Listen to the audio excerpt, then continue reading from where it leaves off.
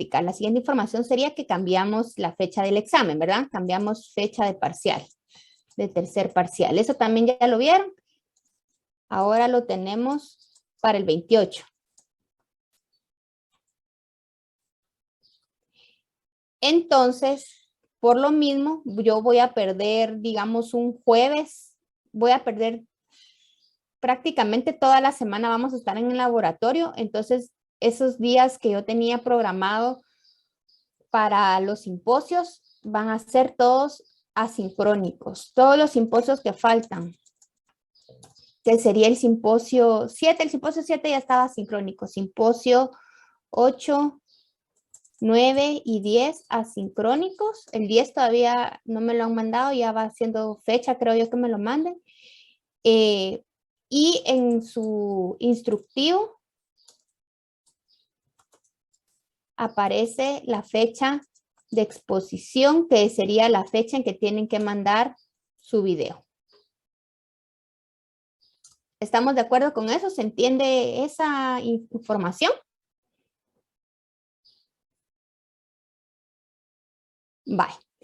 Entonces, en ese sentido, como tenemos una hoja de trabajo de patologías del sistema nervioso, hasta que tengamos los dos videos que nos hacen falta, el 8 y el 9, son del sistema nervioso. 8 y 9, sistema nervioso. Entonces, cuando tengamos esos dos videos, a la siguiente semana tendrán que entregar su patología, su hoja de patología.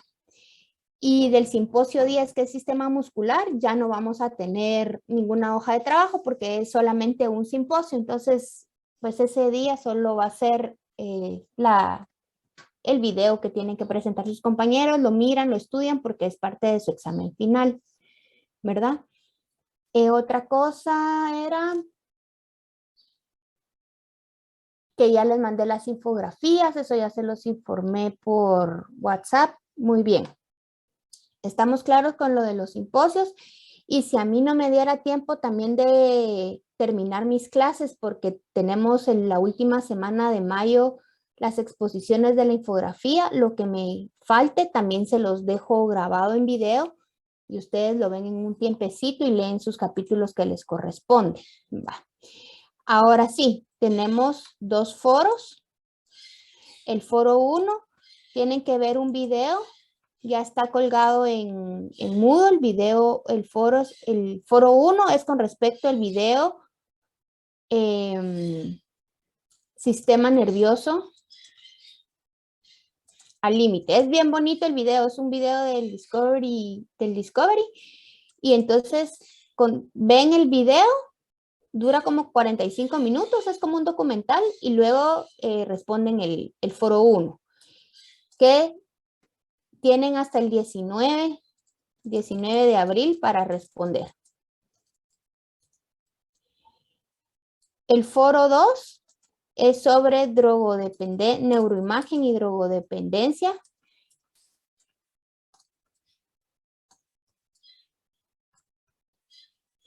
Entonces, ese es un documento. Leen el documento y contestan el foro. También el documento ya está en Moodle.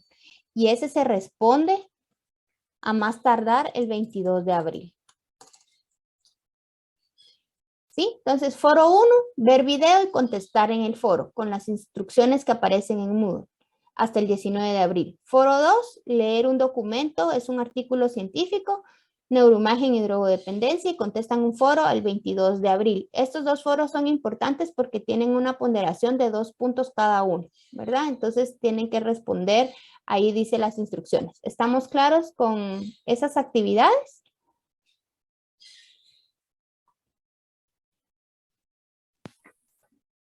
¿Tienen alguna duda sobre eso? ¿Sobre lo que haya que hacer?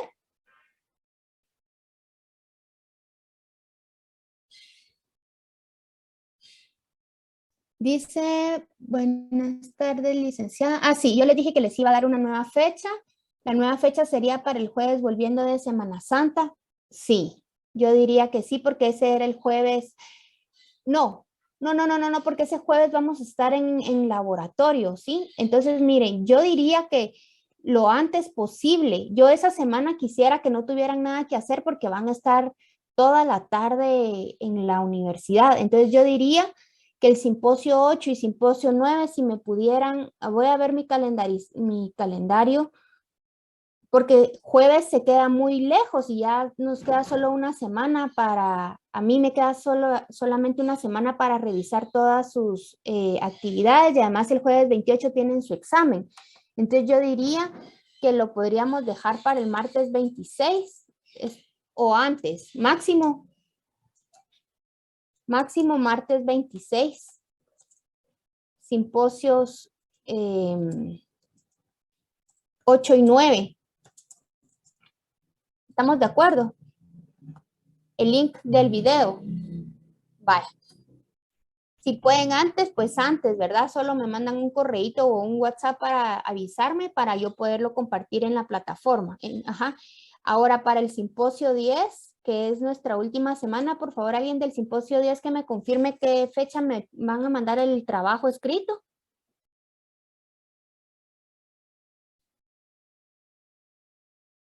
Si no, creo que tengo acá el documento. ¿Alguien del simposio 10 tiene por ahí?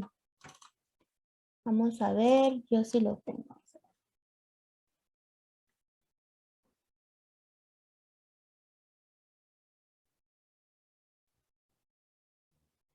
8 de abril. Uy, mañana, mañana.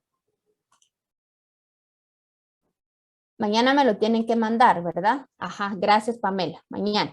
Y entonces yo les diría que como su exposición estaba para el 28, que también traten de entregarlo el 26, ¿verdad? Para que no se les junte con el examen. ¿Están de acuerdo? Ahorita voy a concluir con lo del simposio 10, por favor. Simposio 10 también para el 26, entonces los 3 simposios que nos quedan para el 26, su link, ¿de acuerdo?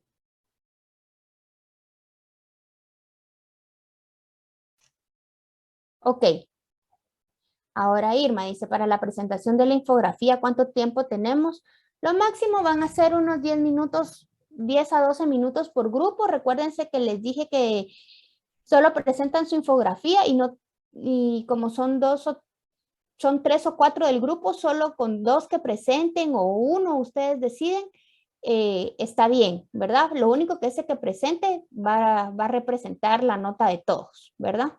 Y si hubieran dudas o algo así, pues ya todos lo pueden ayudar a quien haya expuesto. Bueno, entonces, ¿estamos de acuerdo, Irma? ¿Se entendió esa instrucción? Muy bien.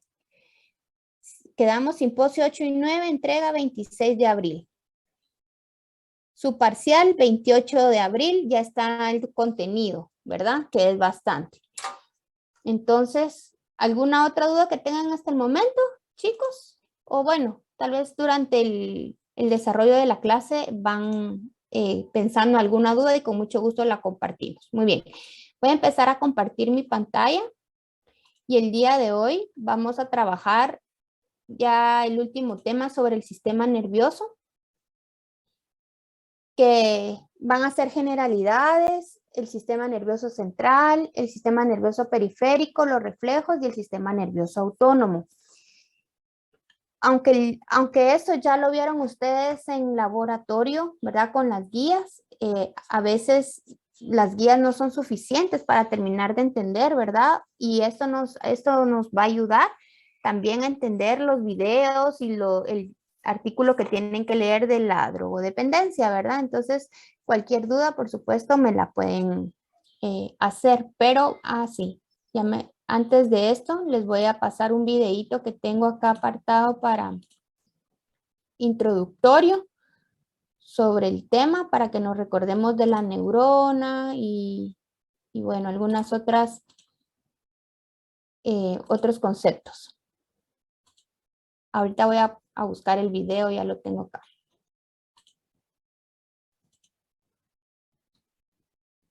Ay, no, me confundí.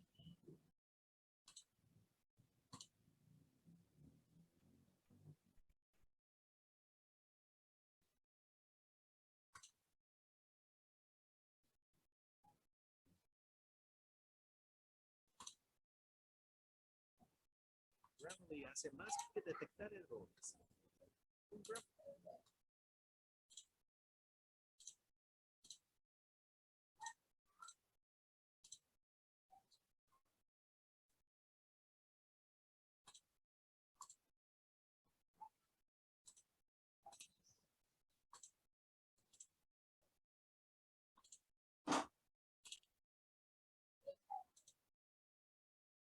Grammarly encuentras palabras buenas.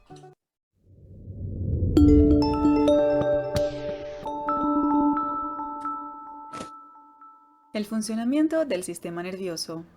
El sistema nervioso es un conjunto de órganos y red de tejidos nerviosos que coordinan las actividades conscientes e inconscientes del organismo. Su unidad básica es la neurona. Las neuronas son células especializadas que reciben estímulos y conducen los impulsos nerviosos. A diferencia de las demás células del organismo, estas no se dividen. Están formadas por un cuerpo unicelular. De este salen por un lado las dendritas, que reciben información, y por otro un axón, cubierto de vainas de mielina, que conduce impulsos. La comunicación funcional entre dos neuronas se denomina sinapsis. La más frecuente es la que se produce entre el axón de una neurona y la dendrita de otra hasta que alcanza el cuerpo celular.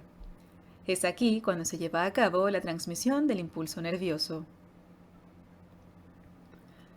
El sistema nervioso lo podemos dividir en sistema nervioso central y sistema nervioso periférico, a su vez dividido en sistema nervioso somático y sistema nervioso autónomo. Este se divide en dos ramas, la rama simpática y la parasimpática. El sistema nervioso central satisface las necesidades vitales y está formado por el encéfalo y la médula espinal. El encéfalo lo conforma el cerebro, órgano de las facultades intelectuales, que regula el funcionamiento de los demás centros nerviosos, recibe sensaciones y elabora respuesta a dichas situaciones. El cerebelo, que coordina los movimientos de los músculos al realizar actividades motoras como por ejemplo caminar. Y el bulbo raquídeo, que regula el funcionamiento del corazón y músculos respiratorios. La médula espinal conduce las sensaciones hasta el cerebro y las respuestas del mismo a los músculos. El sistema nervioso periférico está formado por nervios y ganglios que comunican el sistema nervioso central con los órganos sensoriales, glándulas y músculos. El sistema nervioso somático lleva la información captada por los receptores sensoriales como los ojos o la piel hasta el sistema nervioso central. Asimismo, permite la conducción de impulsos a los músculos para llevar a cabo movimientos voluntarios, como teclear. El sistema nervioso autónomo produce respuestas involuntarias. Permite determinadas acciones como el funcionamiento del aparato digestivo, respiratorio, circulatorio, es decir, actividades internas de nuestro organismo. Sus dos ramas realizan acciones opuestas de una misma función. La rama simpática nos prepara para la acción. Se activa en determinadas situaciones de estrés o emergencia. La rama parasimpática, al contrario que la anterior, media en las actividades que ocurren cuando el organismo está en reposo. Por ejemplo, mientras la rama simpática permitiría acciones como dilatar la pupila, aumentar la frecuencia cardíaca o relajar los bronquios, el sistema parasimpático permitiría contraer la pupila, disminuir la frecuencia cardíaca o contraer los bronquios. El sistema nervioso es uno de los más importantes de nuestro organismo. Está conectado con todos los órganos y tejidos del cuerpo y también es el responsable de nuestras emociones. Sufrir problemas en el sistema nervioso puede dar lugar a trastornos graves como afecciones en el corazón, arterias, dolores de cabeza, etc. Por esto, desde Mejor con Salud te aconsejamos cuidar y fortalecer tu sistema nervioso a través del ejercicio, la alimentación. Lo ideal para el cerebro son los alimentos frescos. Evita el azúcar refinada, el abuso de alcohol y determinadas drogas. Rodéate de un ambiente armónico y ordenado. Evita el estrés. Este provoca profundos cambios. Muy bien, entonces vimos o recordamos un poco los conceptos de la neurona, la sinapsis, vimos la división del sistema nervioso, ¿verdad? Es de esa manera introductoria. Entonces ahora sí mi presentación para que la podamos, para que podamos ir tomando nota, ¿verdad? Entonces ya habíamos hablado de esta primera diapositiva que son los temas que vamos a tratar el día de hoy y vamos a ver cuáles son las 3 funciones importantes bajo las cuales trabaja el sistema nervioso, ¿verdad? Primero es recoger información y ya sabemos que esa información viene de las redes sensitivas de todo el organismo, ¿verdad? Por medio de neuronas sensoriales.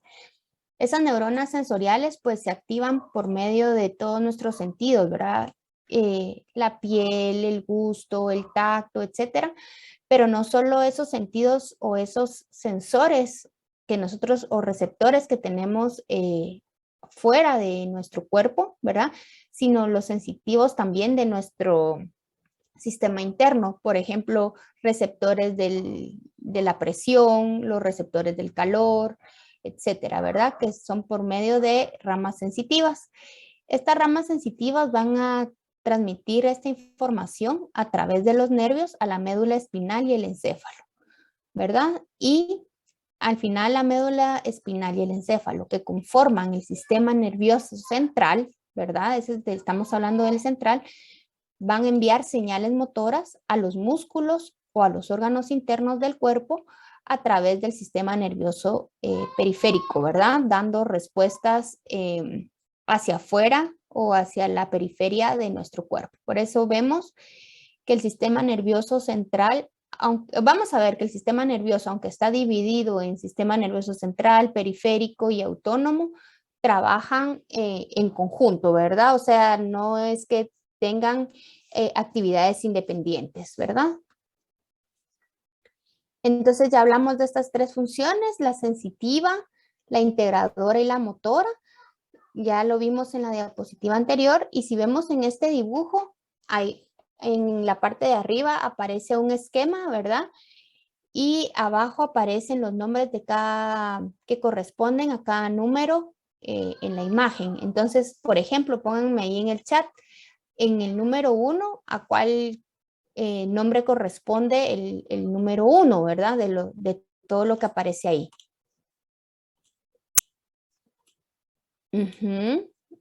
En ese caso, ¿cuál sería el receptor? O sea, forma de qué le ven, por así decirlo, para ver si estamos en lo mismo.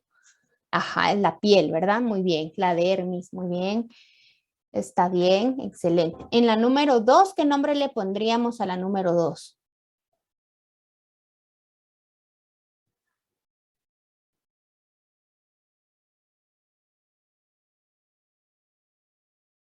Sí, muy bien. Sí, sensorial. Ajá, no, motora no, porque no está ejerciendo ninguna acción motora o una respuesta. Está transmitiendo una información desde los receptores de la piel, ¿sí? Por eso es una neurona sensorial.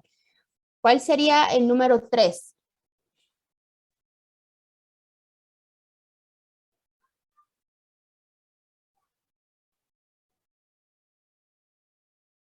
Ganglio no aparece ahí.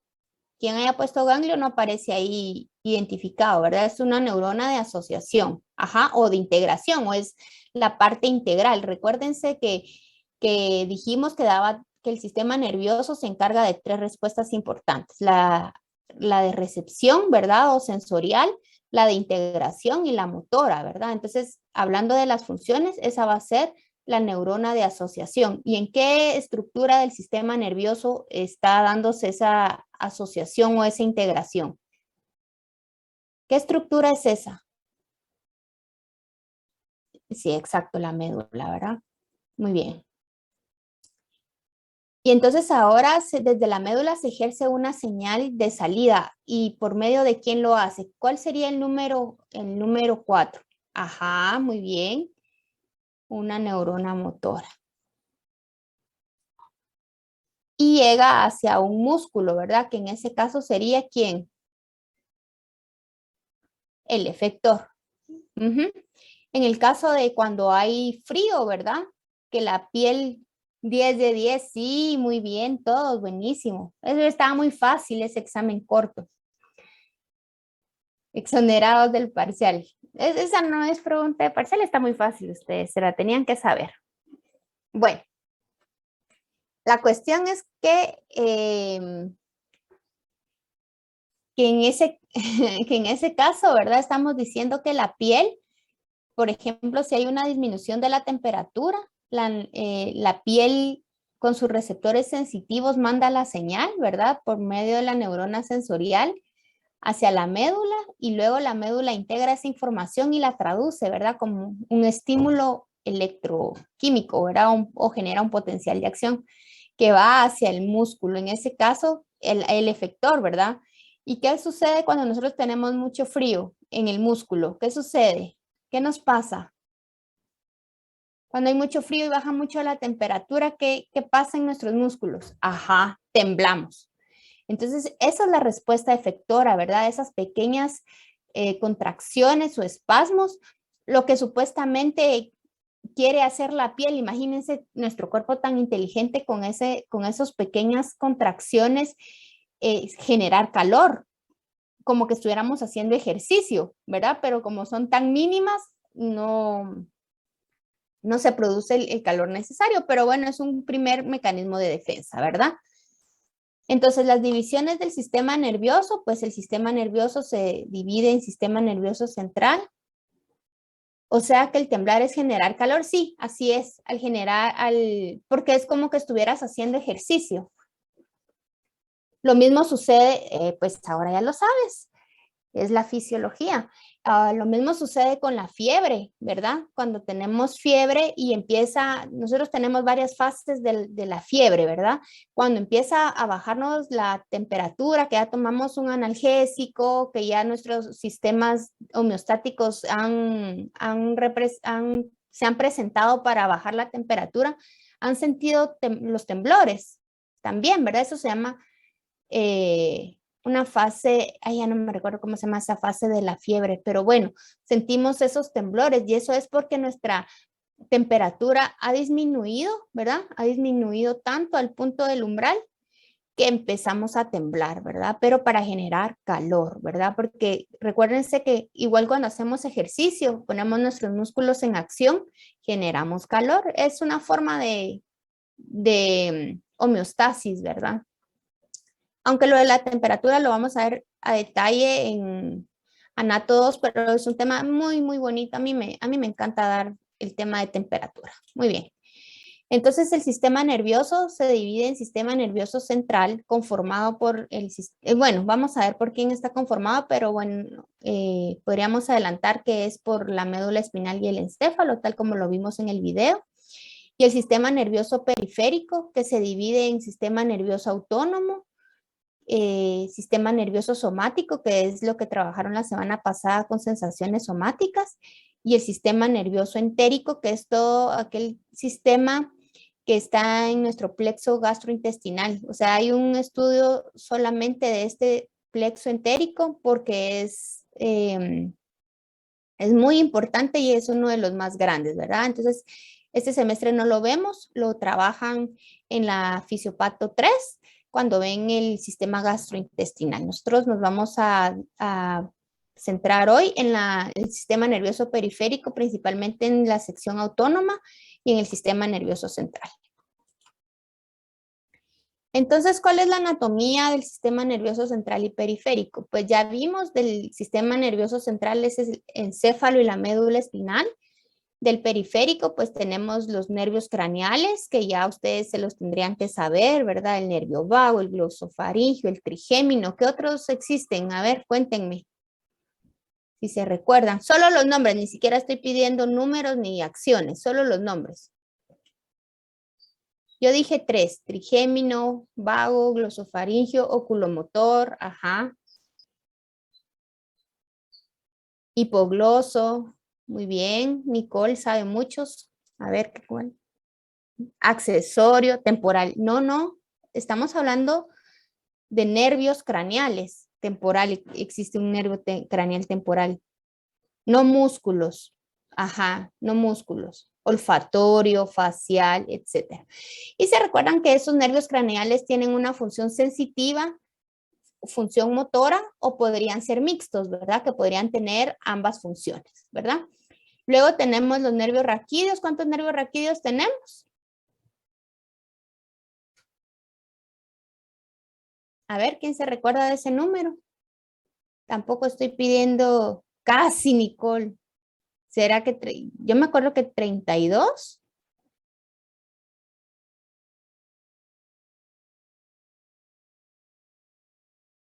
Ajá, 32, ¿verdad? Bueno, 31 ustedes. Son 31. Ya confirmé. Bueno, luego tenemos los ganglios, que tenemos ganglios, aquí vamos a, que son masas de células nerviosas. Estos ganglios van a estar en la periferia, ¿verdad? Y son los que hacen sinapsis con con nuestra neurona sensorial y nuestra neurona motora, ¿verdad? Luego tenemos los plexos entéricos propiamente del sistema gastrointestinal y los receptores sensoriales, que ya dijimos que pueden ser internos o externos. Aquí vemos en esta imagen, ¿verdad? Cómo se entrelazan, ¿verdad? Entonces, la parte central con la parte periférica, ¿verdad? Aquí tenemos al encéfalo, ¿verdad? Tenemos la médula, pero si vemos de la médula salen todos los nervios, ¿verdad? Los nervios y los nervios craneales y nervios raquídeos, ¿verdad? Entonces, por eso les decía yo al inicio de que estos son, aunque se estudien por separado, al final se integran, ¿verdad? Porque todo llega al encéfalo y médula, que son nuestros centros integradores, ¿verdad? Bueno, veamos el sistema nervioso central. Tenemos al encéfalo y la médula. Eso ustedes ya lo vieron en el laboratorio, cómo está dividido nuestro encéfalo. Tenemos pues el cerebro, que es toda la conformación de los lóbulos. Vieron los surcos, las cisuras, ¿verdad? El lóbulo temporal, lóbulo occipital. Aquí tenemos la protuberancia, el bulbo, el cerebelo y aquí el inicio de la médula espinal, que es lo que vemos aquí, ¿verdad? Entonces, y que la cola de caballo y bueno, etcétera, todas esas estructuras ustedes ya las conocen. La médula espinal compuesta por 8 pares de nervios cervicales, la parte torácica por 12 pares de nervios torácicos, las lumbares por 5 pares de nervios lumbares y la región sacra por 5 pares de nervios sacros y un nervio coxígeo, ¿verdad? Que es la parte ya terminal o la parte del coxis. Y pues de la médula espinal es que salen esos 31 nervios espinales o raquídeos. Y veamos esto, ¿verdad? ¿Por qué es importante entender el sistema nervioso central? Pues porque es el asiento de nuestros pensamientos, de nuestras emociones, de nuestra memoria. Y veamos ahí esa imagen. No te vas a ofender, pero nosotros éramos esposos, amigos, parientes, ¿o qué? Pregunta el ancianito, ¿verdad? Le pregunta a la señora. Y tal vez ella no le pueda contestar. O tal vez no se recuerde tampoco ella de qué eran, ¿verdad? Y esto se debe a que todas las funciones cognitivas del pensamiento y como les decía, de las emociones, de los sentimientos, el asiento de la toma de decisiones, etcétera, es nuestro sistema nervioso central, ¿verdad? Principalmente nuestro encéfalo. Entonces, ¿cómo está organizado el encéfalo? Pues ya dijimos, en el interior del cráneo comprende el cerebro, el cerebelo, el tronco encefálico. Va a contener aproximadamente 100.000 millones de neuronas y va a pesar aproximadamente 1.400 kilogramos. Y es el control maestro del organismo. Ahí vemos las divisiones del encéfalo, ¿verdad? Tenemos el cerebelo, recuérdense que este coordina los movimientos, ¿verdad? El tronco encefálico, el bulbo, el puente, el mesencéfalo, el cerebro como tal, dividido en diencéfalo y hemisferios cerebrales, y del diencéfalo, tálamo, epitálamo, hipotálamo, que son estas estructuras las que han visto, a los que ya vieron el video del sistema límbico, a las que se les... hay otras un poco más específicas, ¿verdad? Pero de forma general a estas son las que se les llama el asiento de nuestros pensamientos, ¿verdad? Porque nos ayudan entonces, ya vimos, a todas las actividades cognitivas, a nuestra toma de decisiones, a las emociones, etcétera. La médula espinal, pues va a estar conformada por motoneuronas anteriores, que de aquí van a nacer fibras nerviosas que salen de la médula espinal y van a inervar a los músculos esqueléticos. Y esto es importante porque vamos a ver, si nos da tiempo el día de hoy, un poco ya de sistema muscular, ¿verdad? Entonces, vamos a ver que de la médula espinal salen hoy se inervan, ¿verdad? Músculos esqueléticos por medio de las fibras nerviosas. Las motoneuronas, pues vamos a tener motoneuronas alfa y gamma, ¿verdad? Las alfa se ramifican muchas veces, inervan las grandes fibras musculares y forman la unidad motora, ¿verdad? Recuérdense de esta unidad motora, porque eso lo vamos a ver en sistema muscular. Y las gammas, que son más pequeñas y menos numerosas, inervan fibras nerviosas más pequeñas llamadas fibras intrafusales y controlan el tono básico del músculo por medio del uso muscular, ¿verdad? Entonces vemos la importancia de estas motoneuronas, que es a nivel del movimiento del músculo, específicamente músculo esquelético, ¿verdad? O sea, aquellos músculos que están revistiendo el esqueleto y que nos permiten mover, pues, los huesos, las estructuras óseas. Bueno, ya vimos entonces el sistema nervioso central. Pasemos a la parte del sistema nervioso periférico y vimos sus subdivisiones, ¿verdad? Vimos que se dividía en autónomo, en somático y en entérico. Está formado por tejido nervioso que se encuentra fuera de la médula espinal, ¿verdad? Por eso se llama periférico, porque está en la periferia del central.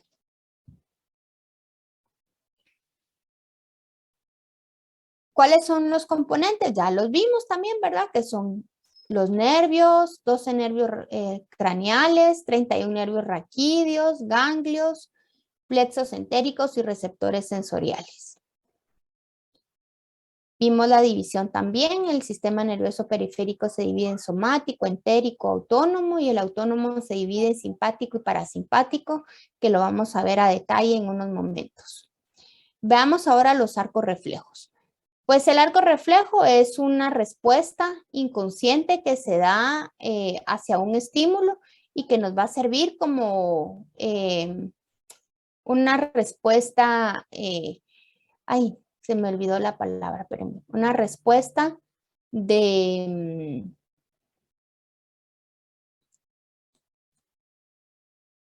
a ver si lo tengo aquí, ni me recuerdo cómo se llama esta cosa. Espérenme, no. Que nos puede salvar, ¿verdad? Que nos puede salvar. Esa es la realidad de los arcos reflejos. Entonces, los arcos reflejos pueden ser de varios tipos dependiendo de dónde se dé. Puede ser espinal si la información se integra en la médula espinal. Pueden ser reflejos autónomos viscerales, ¿verdad? Como las respuestas al músculo liso, al músculo cardíaco, a las glándulas. Son somáticos si implican la contracción de la musculatura esquelética. Por ejemplo, un arco reflejo somático sería retirar la mano de la estufa, ¿verdad? Porque algo está caliente. Ahí estamos haciendo una contracción de la musculatura esquelética. Y un arco reflejo craneal si se integra en el encéfalo, ¿verdad? El reflejo craneal son aquellos relacionados con las respuestas de los pares craneales. Por ejemplo, cuando yo cierro el ojo porque me encienden la luz, ¿verdad? Yo estoy dormido y me encienden la luz y aprieto los ojos. Ese es un reflejo craneal, ¿verdad? Porque está implicado el nervio ocular. Luego tenemos el reflejo somático. Este va a estar relacionado con el dolor. Envía señales a músculos esqueléticos. Ya dijimos, ¿verdad? Como por ejemplo agarrar o quitar la mano de algo caliente. Aquí otro ejemplo es retirar la mano al agarrar el tallo de una rosa con espinas, ¿verdad? La soltamos. Luego tenemos los reflejos espinales como el reflejo rotuliano. Ese reflejo es, por ejemplo, el característico de cuando vamos al doctor y con un martillito nos da en las rodillas o en la parte externa del codo, ¿verdad? Y nosotros respondemos. Entonces el reflejo rotuliano es ese reflejo de levantar la rodilla cuando nos dan golpecitos con el martillito, ¿verdad? Especial para eso. Eso es para ver la respuesta que hay de nuestro sistema nervioso hacia un estímulo, ¿verdad? Reflejo tensor y reflejos que envían señales a los músculos esqueléticos. Luego reflejo visceral, como salivar al sentir el aroma de una comida. Y por eso les decía que a veces los reflejos nos pueden salvar porque pues ese reflejo, por ejemplo, los viscerales, cuando nosotros tenemos hambre, podemos buscar agua sin saberlo, ¿verdad? O de forma inconsciente, o toser cuando sentimos irritación en las vías respiratorias, o empezar a salivar al sentir el aroma, ¿verdad? De que ya están cocinando, que va a ser hora del almuerzo, entonces empezamos a salivar, a preparar a nuestro cuerpo para recibir los alimentos, ¿verdad? Entonces son reflejos viscerales. ¿Cuáles son los componentes del arco reflejo? Pues ya es casi lo que hemos visto siempre, ¿verdad? El receptor sensitivo, la neurona sensitiva, el centro integrador, la neurona motora y los efectores. Cada uno ya conocemos qué es lo que hacen, ¿verdad?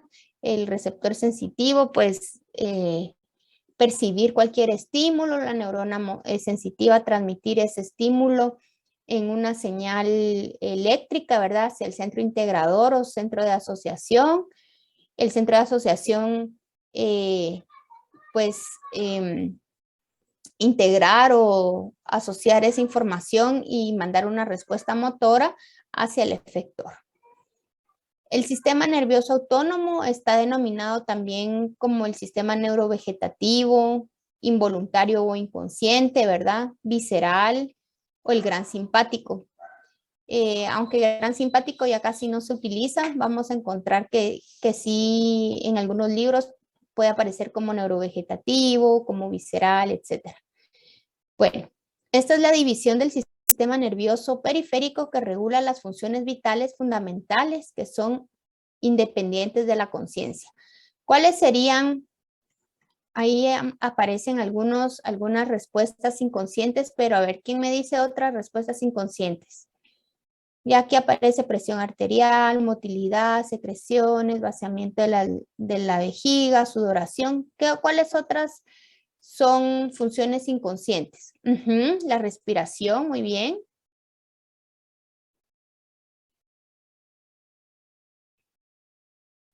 El parpadeo, muy bien. Latidos del corazón, sí. El parpadear me deja un poco de duda porque eso viene de reflejos craneales, ¿verdad? Habíamos dicho como abrir y cerrar los ojos. Sí es una forma automática, ¿verdad? Pero sí tiene que ver con un poco con el sistema nervioso central, ¿verdad? Los latidos del corazón, la respiración, etcétera. Muy bien, entonces tenemos un montón de funciones autónomas que nosotros no conocemos, que están pasando precisamente en este momento en nuestro cuerpo, ¿verdad? Si acabamos de comer, pues que se liberan sustancias a la sangre, ¿verdad? Que hay liberación de insulina, eso no sabemos qué está pasando en nuestro cuerpo. Que se están secretando enzimas digestivas, no lo sabemos, ¿verdad? Que se está formando la orina, etcétera. Son cosas autonómicas o inconscientes, ¿verdad? Involuntarias. De forma general, vamos a decir que se va a activar en centros situados en la médula espinal, el tronco encefálico, pero su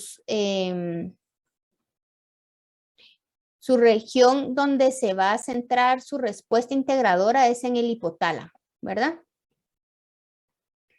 ¿Cuáles son las funciones del sistema nervioso autónomo? Ya vimos, ¿verdad? La regulación de la función de los órganos según cambian las condiciones medioambientales. Y para ello va a disponer de dos mecanismos con acciones opuestas, pero que se complementan. Esas respuestas van a estar dadas por la división simpática y por la división parasimpática. Hablando de la organización, casi todos los tejidos del cuerpo están inervados por fibras del sistema nervioso autónomo, ¿verdad? Todos nuestros órganos tienen fibras tanto viscerosensitivas o aferentes, ¿verdad? Que son las que mandan una respuesta a un estímulo externo, serían las sensitivas. Recuérdense de esas cuatro funciones, ¿verdad? Las tres funciones, sensitivo, integrador y motor, ¿verdad?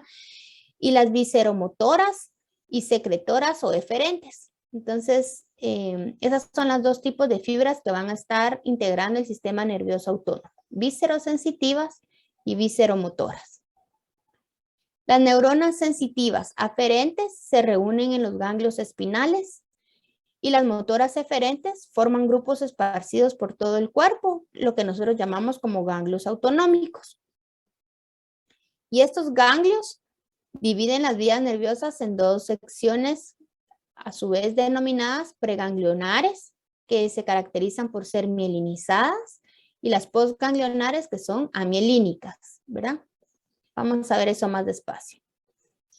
Ya dijimos que el principal centro organizativo del sistema nervioso autónomo es el hipotálamo, siendo en el núcleo posterolateral donde se integran o se controlan las respuestas simpáticas, y las funciones del sistema parasimpático van a estar controladas por los núcleos del hipotálamo medial y anterior. Entonces aquí vemos, ¿verdad? El núcleo hipotálamo posterior para la región simpática y núcleo medial hipotálamo anterior para la parasimpática. También hablamos de los ganglios autonómicos, que es un grupo de cuerpos celulares simpáticos y parasimpáticos que están ubicados afuera del sistema nervioso central, ¿verdad? Este podría ser un ganglio raquídeo, aquí tenemos un ganglio prevertebral o colateral, ganglio paravertebral, ¿verdad? Y es donde se reúnen muchas, donde hacen sinapsis las neuronas. Ya vimos entonces también que por su, acá lo vimos, que las fibras nerviosas según de dónde partían estos ganglios, ¿verdad? Los ganglios se dividían en dos secciones denominadas preganglionares y postganglionares. Entonces, las preganglionares se caracterizan porque van a iniciar en el encéfalo o la médula espinal. Se caracterizan porque su axón sale del sistema nervioso central. Vean aquí. Va a ser la primera neurona de las vías motoras autónomas. Su axón es mielínico, es decir, que su potencial de acción pasa mucho más rápido a través del axón, ¿verdad? Se dirige a un ganglio donde hace sinapsis con la neurona postganglionar, por eso se llama preganglionar porque está antes del ganglio, ¿verdad?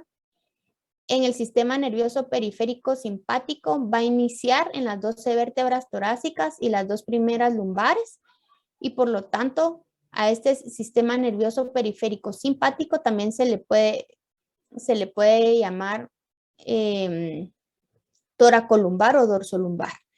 Mientras que en el sistema nervioso periférico va a iniciar, parasimpático va a iniciar en los 4 pares craneales, llamándose también la división craniosacra. Entonces, según la división de las fibras preganglionares, el simpático se llama toracolumbar o dorsolumbar y el periférico se llama craniosacro, ¿verdad?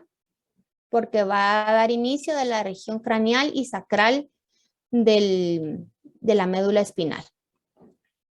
Ahora, las postganglionares, estas se inician fuera del sistema nervioso central, es decir, no están dando, su axón no sale del sistema nervioso central.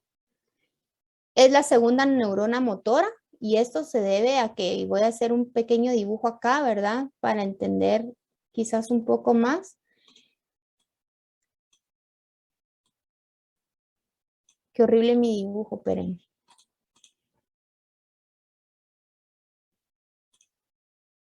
Si aquí tengo mi médula espinal.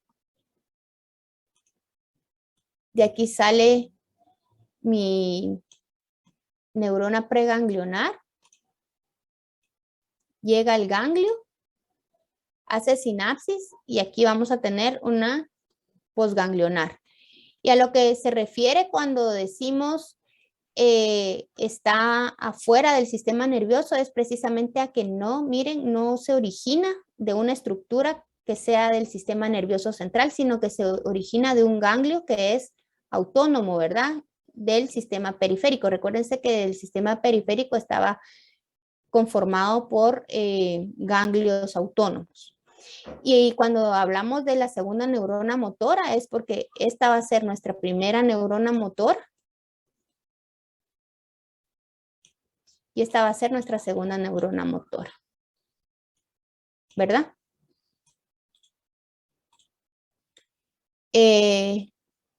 Su axón es amielínico, ¿verdad? Es decir, su transmisión del impulso nervioso va a ser un poco más lento y siempre va a terminar en un efector visceral. ¿Por qué? Porque es una vía motora que va a llevar una respuesta motora, ¿verdad? Hacia un órgano, hacia un efector. En este caso sería un efector visceral porque estamos hablando de la región autónoma, que es toda aquella que va a estar inervando a las vísceras, ¿verdad? Vísceras y órganos internos, viscerales como intestino, como estómago, el vaso, el páncreas. También tenemos vejiga, ¿verdad? Corazón, pulmones, etcétera. Esos ya no son como vísceras, pero son órganos efectores. No sé si tienen alguna pregunta hasta ahorita.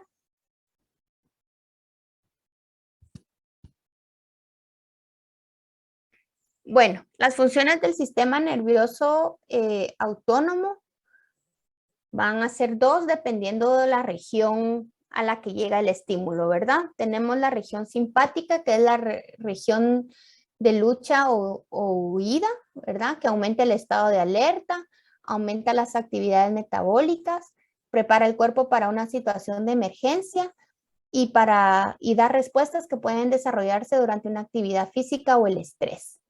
Mientras que la región parasimpática se le llama también respuestas de reposo y digestión, conserva y restituye la energía, actúa durante los periodos de descanso y digestión y restablece los depósitos de nutrientes. Hablemos específicamente de la región simpática. A ver, denme un ejemplo de cuándo han sentido ustedes que se activa su región simpática, ahora que ya saben cuáles son las respuestas. A ver, cosas comunes del día a día.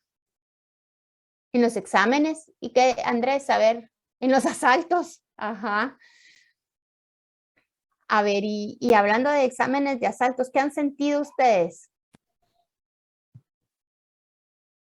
Ajá, se acelera el corazón, miedo, pero esa es una respuesta central. Palpitación,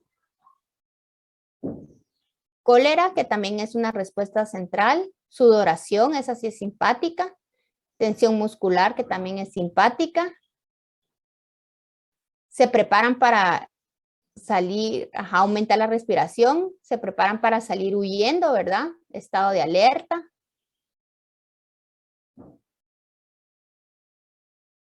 A ver, y cuando ven a la persona que les gusta, ¿no les pasa eso? ¿No les pasa lo mismo? Cuando ven ustedes allá en las banquitas hacia el ridículo, ¿cuenta? Sí, como función central, pero sí cuenta. Pasan otras cosillas, Lenin, como que sonrojarse, sí, eso es también simpático, ajá, exactamente. Recuérdense que los vasos sanguíneos se dilatan para que llegue la sangre hacia los músculos, ¿verdad? Para que estemos listos para correr y entonces por eso también se dilatan nuestros vasos sanguíneos de la cara y nos podemos sonrojar. Las cosquillas del estómago, sí, excelente. Pero han sentido cosquillas del estómago en otras circunstancias.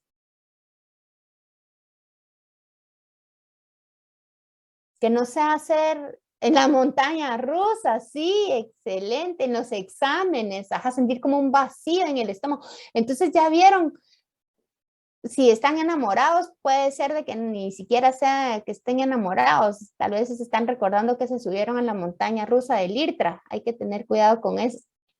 No, pues ya vieron que las respuestas simpáticas son muy como generales, ¿verdad? A todo lo que nos genera estrés, a lo que nos genera lucha, a lo que nos genera huida. Cuando uno mira a alguien que le gusta, eso es lo primero que quiere hacer, trágame tierra, ¿verdad? O sea, no quiero que me mire, o no, ¿verdad? Que me sonrojee.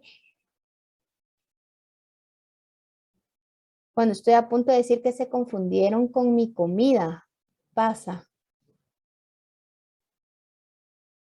Ah, cuando tú dices algo a un mesero o a alguien, ajá, sí, también te ponen alerta, ¿verdad? Así como, ajá, como estresado, como, ¿qué me van a decir? Exacto. Ya vieron, entonces son sensaciones que todos hemos sentido y son sensaciones que nos han pasado en diferentes aspectos, ¿verdad? Hablaron de los exámenes, hablaron de la montaña rusa, hablaron de un asalto, hablaron de un crush.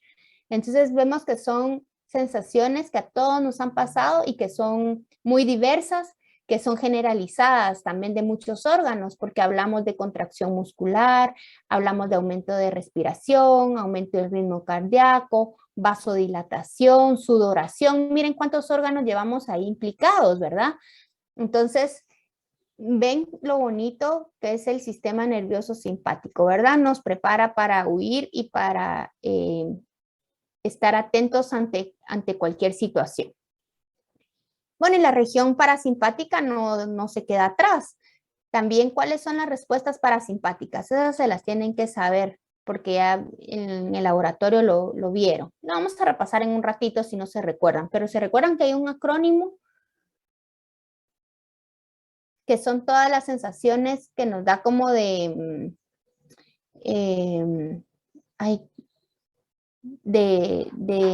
secreciones, ¿verdad? Ajá.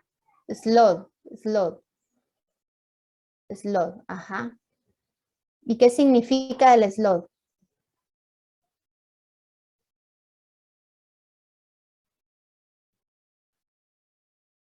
Bueno, si ahorita no se recuerdan, lo vamos a ver entre un ratito.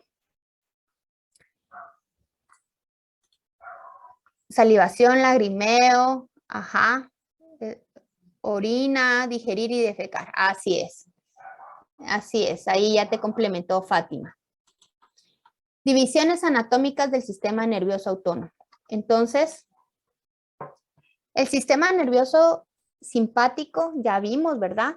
Que las fibras preganglionares de la división simpática se van a originar en los niveles torácico y lumbar de la médula espinal y van a terminar casi inmediatamente en los ganglios situados cerca de la médula espinal. Entonces, según sus fibras preganglionares, estas van a ser cortas, mientras que las postganglionares van a contactar con otros órganos, pero son largas. Vamos a verlo aquí con un ejemplo. Entonces, voy a buscar acá para marcar.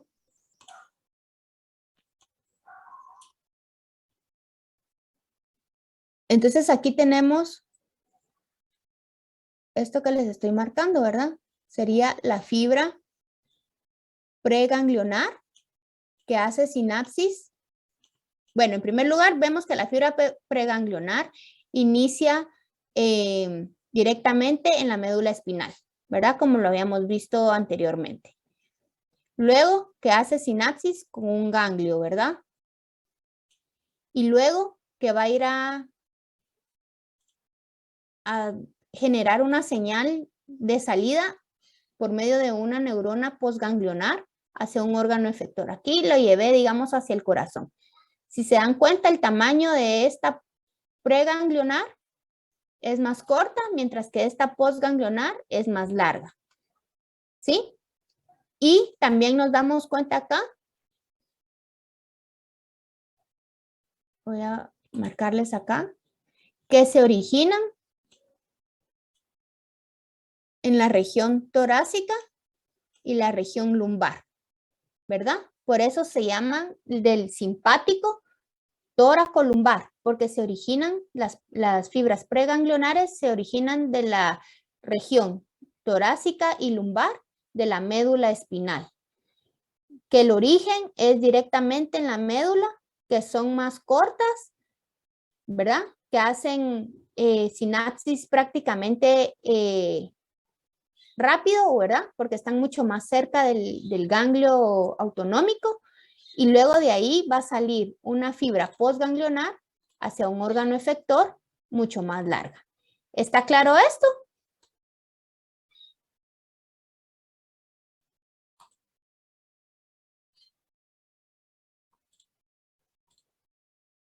Muy bien.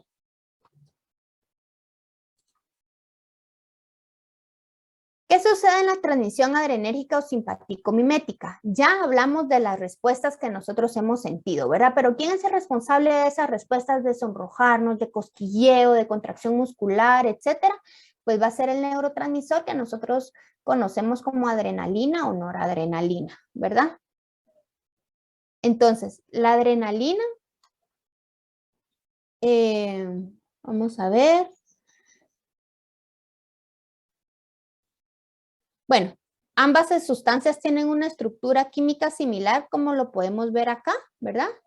La adrenalina y la noradrenalina. Aquí está un grupo metil, se llama ese, ¿verdad? Y aquí solo tenemos un hidrógeno. Mientras que la adrenalina es una sustancia producida por las glándulas suprarrenales, ¿verdad? La norepinefrina o noradrenalina, esa va a estar siempre en nuestro sistema circulatorio. La adrenalina ejerce prácticamente los mismos efectos que la noradrenalina cuando llega hacia sus receptores, pero hay algunas diferencias que hay que tomar en cuenta. Número 1 es que la adrenalina tiene mayor afinidad por los receptores tipo beta que por los tipo alfa. Y como en el corazón hay una gran riqueza de receptores beta 1, la adrenalina va a estimular más al corazón que la noradrenalina, ¿sí?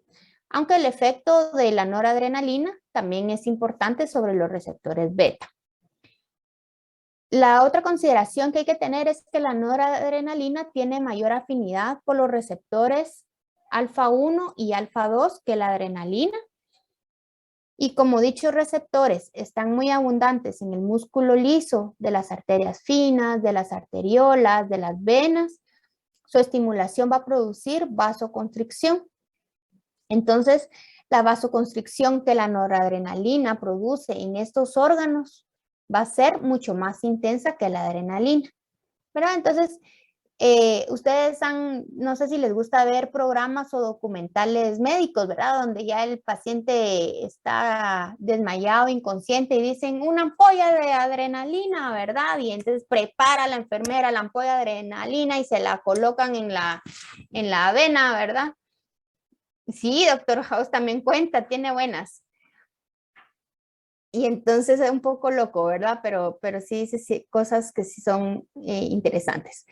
Bueno, entonces cuando se inyecta adrenalina, ¿verdad? Va a predominar más la taquicardia, ¿verdad? Porque vamos a tener una estimulación directa sobre los receptores beta del corazón y una ligera vasoconstricción periférica por la débil estimulación alfa 1 con leve incremento de la presión arterial media. Entonces vemos que los efectos de la adrenalina y la noradrenalina pudieran ser diferentes, ¿verdad?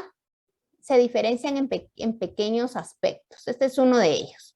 Es solo para que lo tomemos en cuenta y veamos de que aunque tenemos las dos sustancias que producen las mismas respuestas generalizadas, dependiendo del receptor que estimulen, ¿verdad? Y de su afinidad por ese receptor, así va a ser la respuesta más, va a ser aumentada o un tanto disminuida, ¿verdad? Se estimulará más un órgano que otro.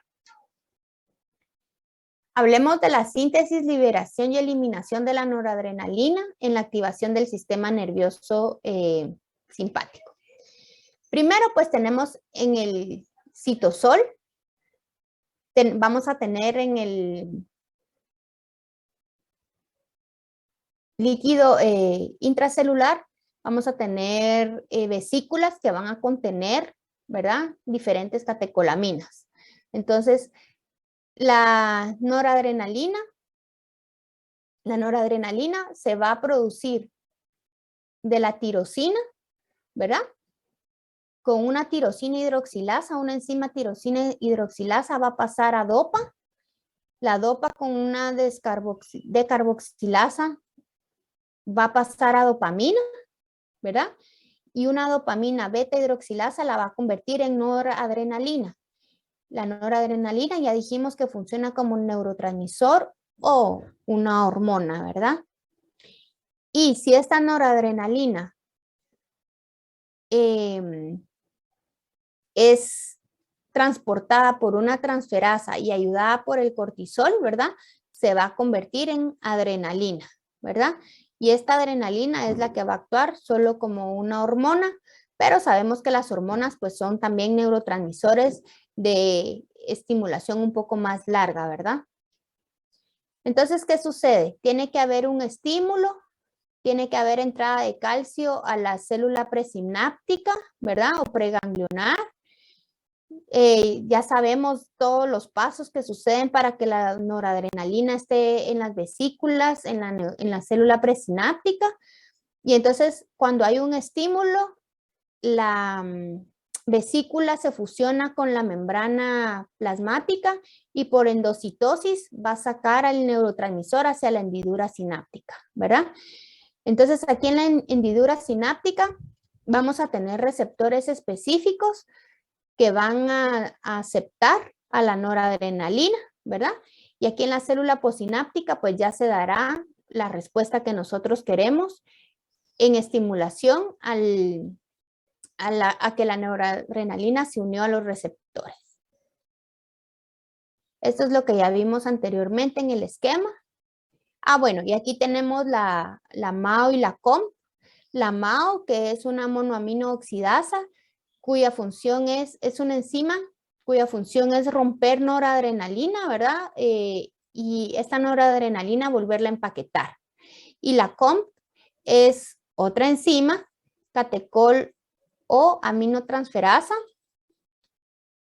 cuya función es que todo el residuo o toda la noradrenalina que ha quedado aquí en exceso, que no se ha podido unir a los receptores, ¿verdad? Porque ya se acabó el estímulo, ya no se necesita estar en lucha o huida.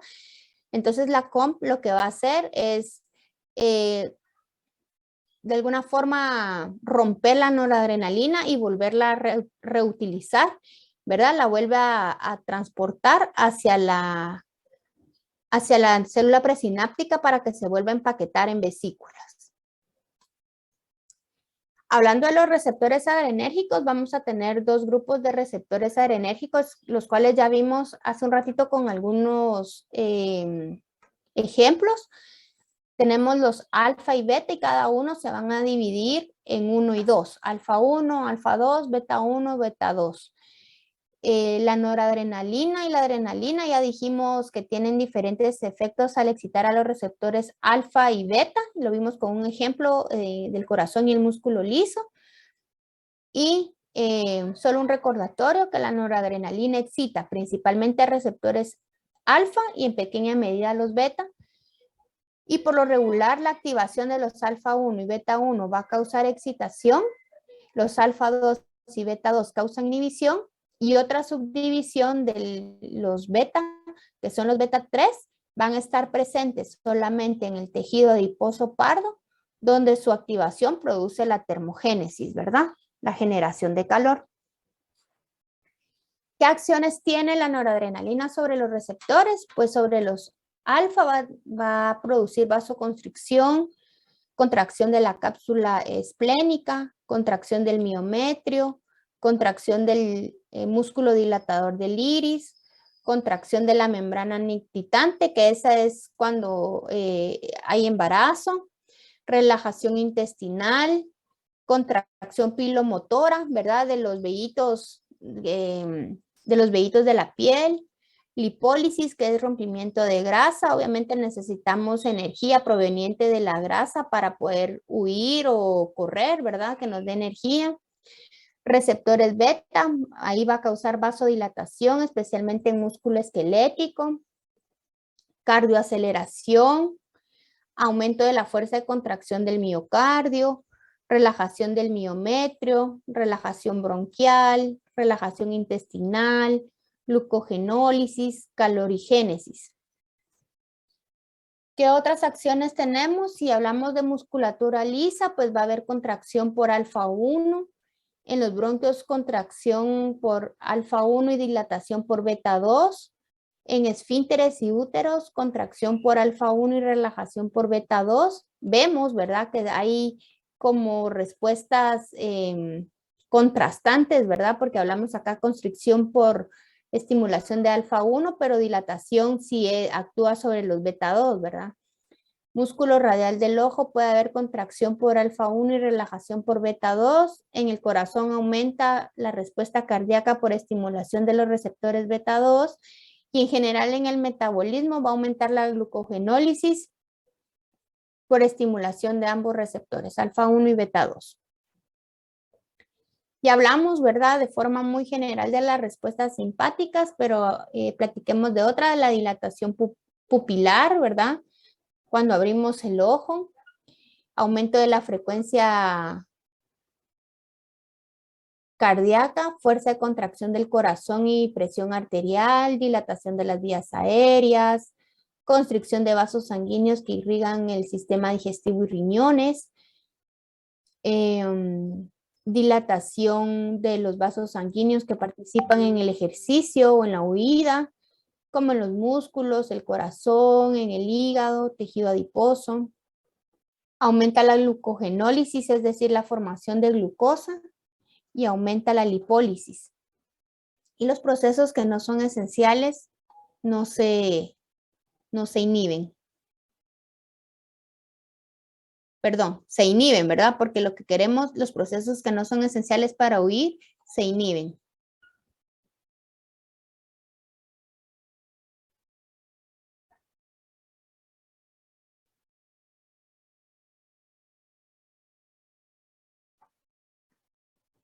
Ahora miremos el sistema nervioso parasimpático.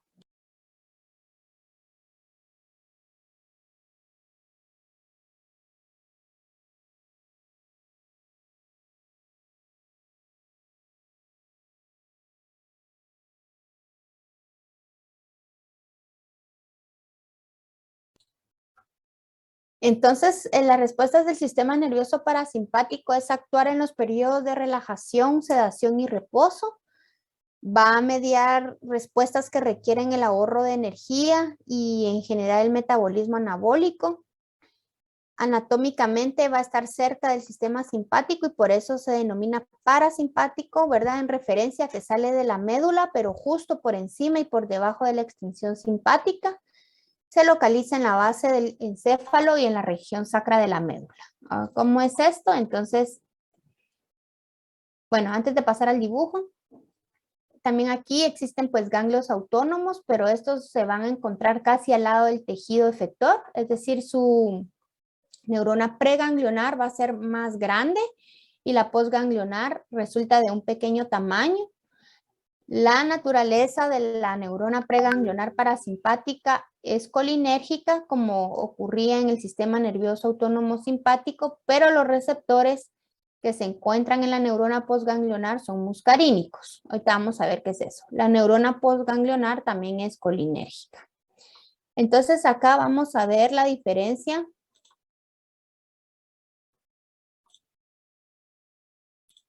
Entonces aquí dijimos que es parasimpático porque sale ¿verdad? De la región craneal.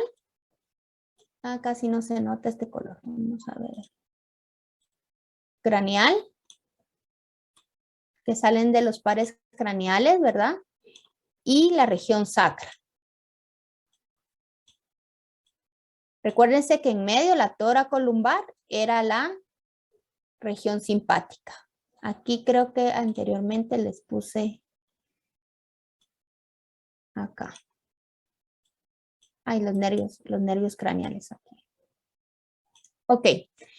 Entonces, Si vemos también la diferencia es que la neurona preganglionar va a ser más larga, llega al ganglio, y luego la postganglionar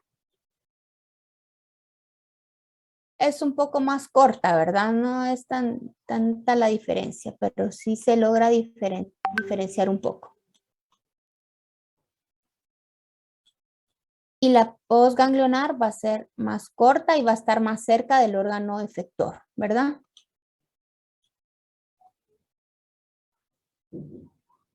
Aquí vemos una ramificación y cómo salen, ¿verdad? Los plexos. ¿Está claro eso?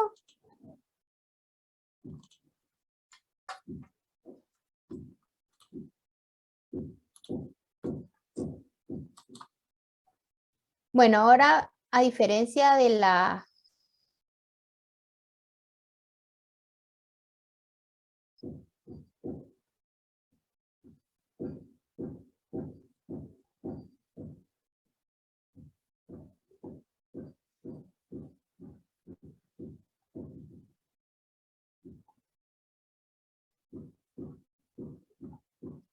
Aquí vamos a ver la transmisión colinérgica o parasimpático-mimética, ¿verdad? Que es gracias a la transmisión colinérgica principalmente de la acetilcolina.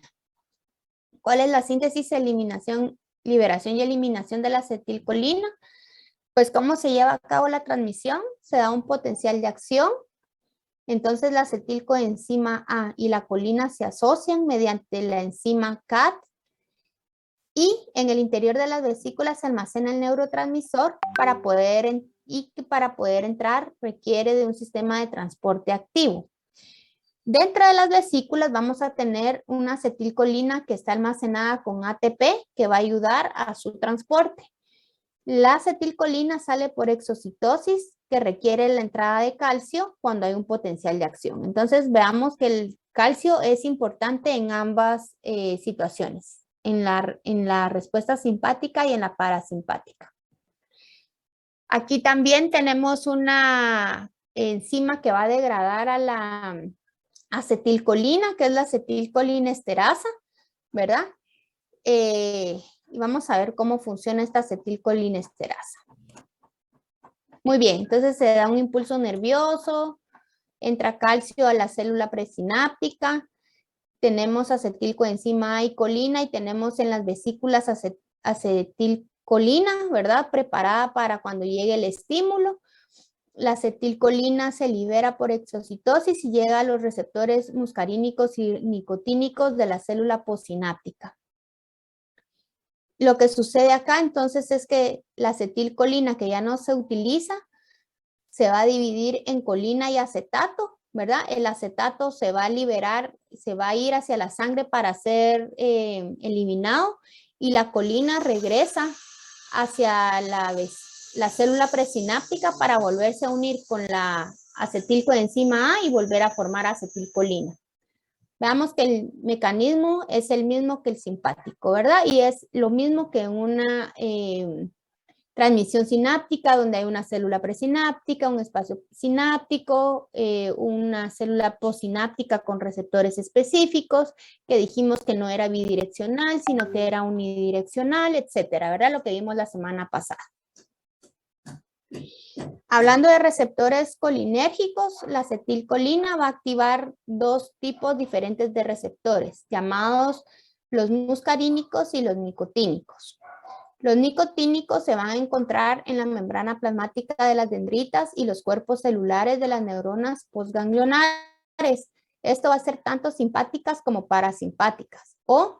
Y también, perdón, en las células cromafines de la médula suprarrenal y en la placa motora de la unión neuromuscular. Esto es muy importante cuando veamos cómo se mueven nuestros músculos, la contracción y relajación. Por otro lado, los receptores muscarínicos se encuentran en las membranas plasmáticas de todos los efectores, que van a estar inervados por axones simpáticos postganglionares, músculo liso, músculo cardíaco, tejido glandular. Y las glándulas sudoríparas reciben inervación de neuronas simpáticas postganglionares pero que son de tipo colinérgico y tienen receptores muscarínicos específicos para acetilcolina.